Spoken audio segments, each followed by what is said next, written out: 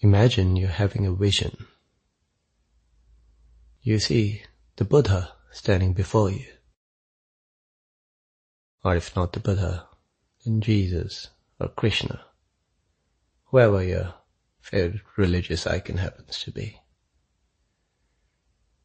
But standing before you, perfectly serene,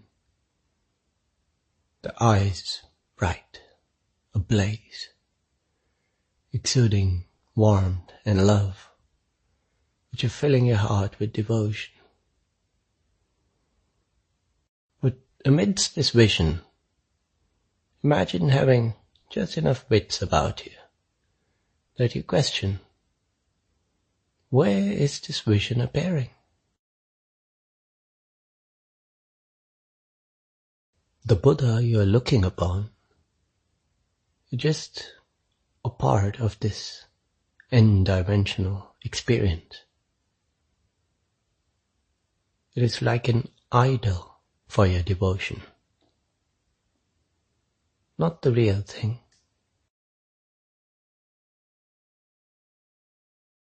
This vision of perfection and beauty, the light, the colors, the love and devotion, all of it is simultaneously being rendered within the one mind.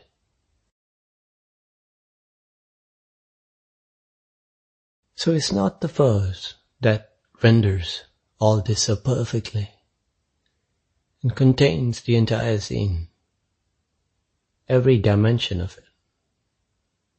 Is it not that which is the Buddha?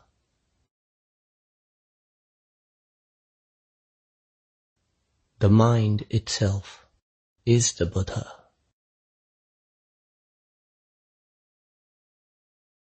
Whatever appears as an object in the mind is a passing phenomena, but the mind itself is the noumenon, the reality.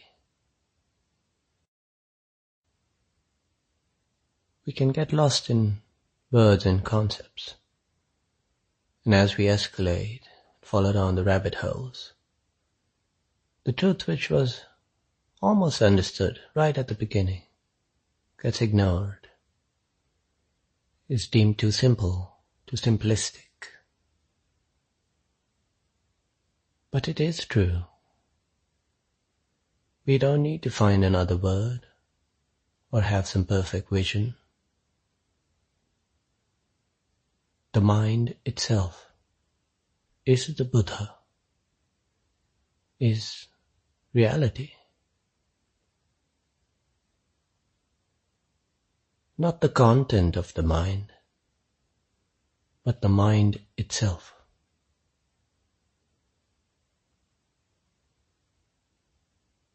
This mind I'm talking about never appears as an object in the world. The world appears within the mind.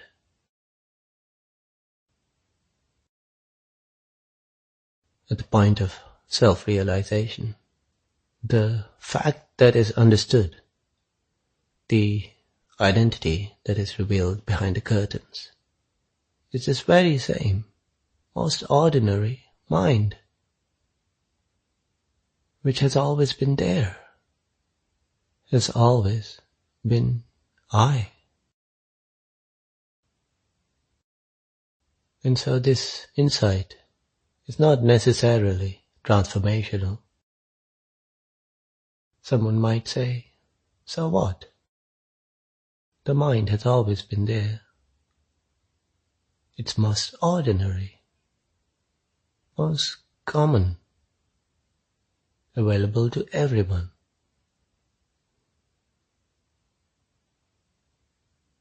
In the Buddha's own words, he gained absolutely nothing from complete and unexcelled enlightenment. He did not undergo a radical transformation of character at the point of enlightenment. All of that happened earlier. It started much earlier, when he left his palace, when he went through his trials and tribulations, when nothing else is deemed worthy enough, and then when the true position of the mind in the scheme of things is understood. That is when we are willing to acknowledge the truth. The truth that this mind itself is the Buddha, is the reality, is what we were seeking.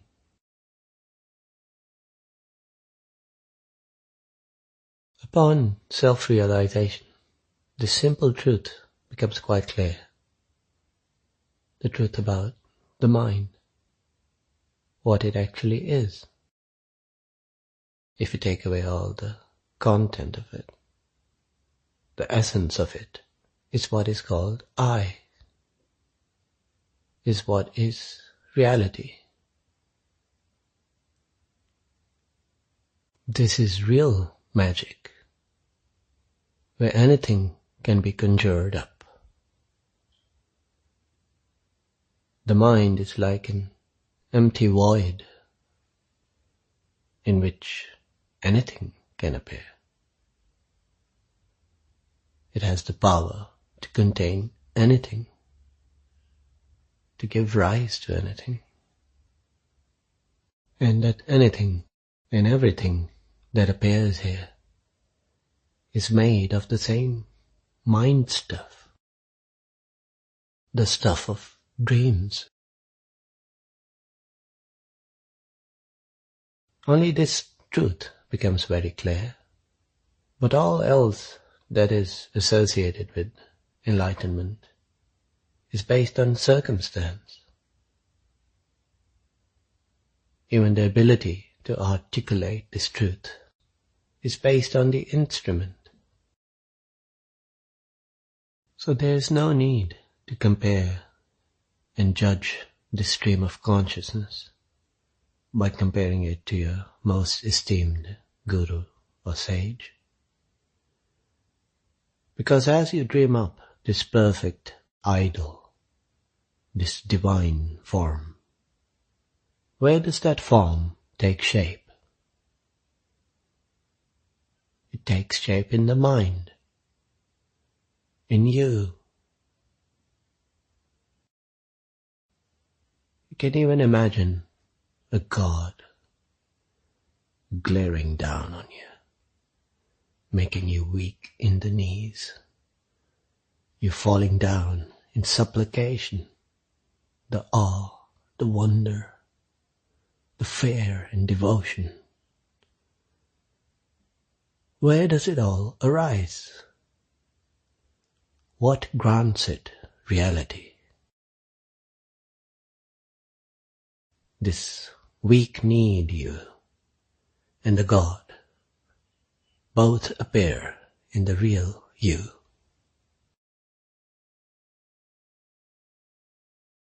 The mind itself is the Buddha,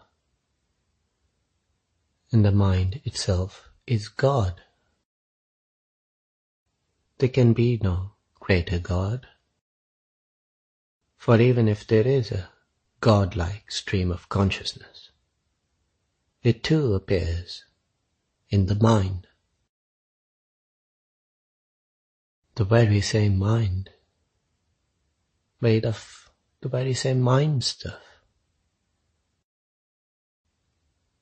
This is what made the famous Christian mystic Meister Eckhart declare: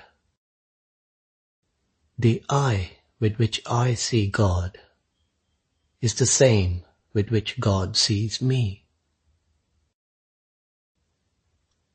My eye and God's eye is one eye, and one sight, and one knowledge, and one love.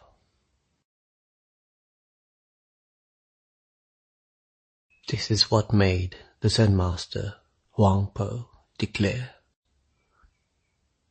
all the Buddhas and all sentient beings are nothing but the one mind, beside which nothing exists.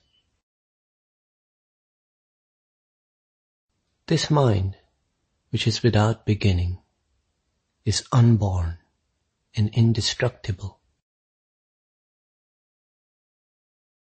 It is not green nor yellow, and has neither form nor appearance. It does not belong in the categories of things which exist or do not exist, nor can it be thought of in terms of new or old. It is neither long nor short, big nor small, for it transcends all limits, measures, names, traces, and comparisons. It is that which you see before you. Begin to reason about it, and you at once fall into error.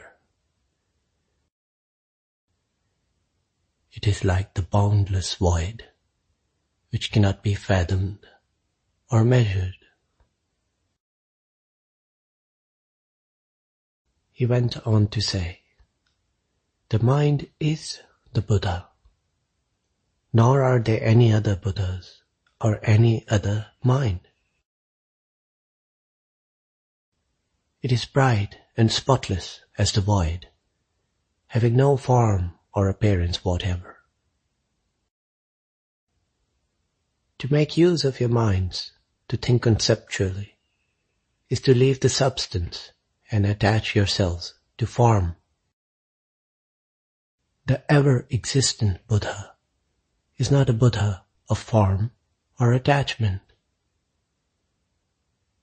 To practice the 6 paramitas and a myriad similar practices with the intention of becoming a Buddha thereby is to advance by stages. But the ever-existent Buddha is not a Buddha of stages. Only awake to the one mind, and there is nothing whatsoever to be attained. This is the real Buddha. The Buddha and all sentient beings are the one mind and nothing else.